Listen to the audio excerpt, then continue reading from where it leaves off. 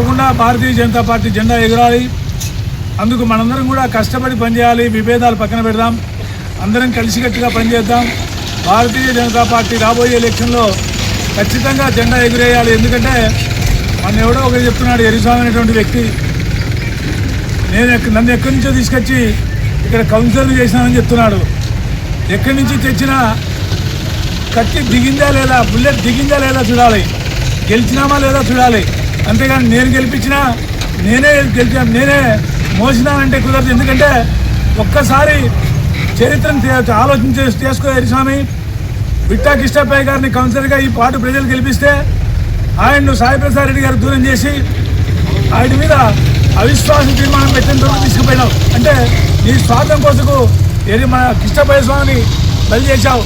అలాగే నా సోదరుడు మహమ్మద్ బాషా, ఆయన్ను ఈ వార్డు ప్రజలు అత్యధికంగా 1000 ఓట్ల మెజార్టీ గెలిస్తే అతను తీరా ఎలక్షన్లు వచ్చేసరికి ఆయన్ను కూడా సాయిప్రసాద్ రెడ్డి గారికి దూరం చేసి ఆయన్ను పక్కకు పంపించావు.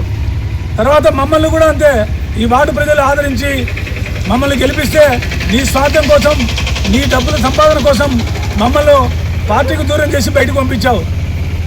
నీకు అదేవిధంగా ఒకసారి ఆలోచన చేసుకో. విట్టా కిష్టప్పయ్య గారు దాదాపు 600 మెజార్టీ గెలిస్తే తర్వాత వచ్చిన ఎమ్మెల్యే ఎలక్షన్లో 130-140 ఎలక్షన్ మెజార్టీ వచ్చింది. అలాగే మహమ్మద్ గారు 1000 ఓట్ల మెజార్టీ గెలిస్తే ఎమ్మెల్యే ఎలక్షన్ వచ్చేసరికి 100 ఓట్లకు పడిపోయింది. అలాగే మమ్మల్ని 600 ఓట్ల మెజార్టీతో గెలిపిస్తే ఎమ్మెల్యే ఎలక్షన్ వచ్చేసరికి 450 ఓట్లు మైనస్ అయింది. అంటే కౌన్సిలర్గా వ్యక్తులను చూసి వేశారు తప్ప మనుషులు నిన్ను చూసి ఓట్లు వేయలేదని నీకు అర్థం కావాలి. ఎందుకంటే కౌన్సిలర్ మనిషిని చూసి నిన్ను చూసి ఓట్లు వేసింటే, ప్రజలు నీకోసం ఓట్లు వేసింటే ఎమ్మెల్యే ఎలక్షన్లో కూడా అదే మెజార్టీ రావాలి కదా. ఎమ్మెల్యే ఓట్లలో ఆ మెజార్టీ రాలేదంటే ఇక్కడ నిన్ను ప్రజలు చీకొడుతున్నారని అర్థం చేసుకోవాలి. దయచేసి పండగ పూట కూడా మేము రాజకీయాలు మాట్లాడకూడదు అనుకున్నాం, కానీ జగన్మోహన్ రెడ్డి పుట్టినరోజు మీరు చేసినటువంటి ఆ కామెంట్లు మమ్మల్ని బాగా ఇబ్బంది పెడుతున్నాయి. వార్డు ప్రజలు కూడా నవ్వుకుంటున్నారు నేను చూసి.